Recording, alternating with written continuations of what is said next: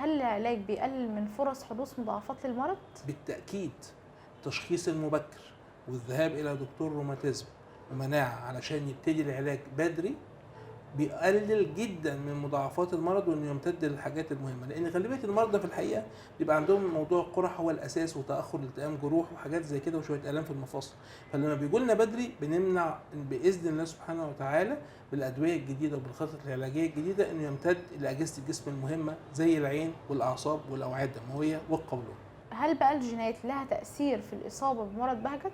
طبعا الجينات اساسيه في كل الامراض بتاعه المناعه الذاتيه او امراض الذاتيه الالتهاب او الاوتو انفلاماتوري. واحنا عندنا جين مهم جدا هنا احيانا حتى احنا بنطلبه كجزء من التشخيص اللي هو HLA-B51، وده بيطلع ايجابي في نسبه من المرضى، وساعات بيبقى له كمان حاجه اسمها بروجنوستيك افكت، يعني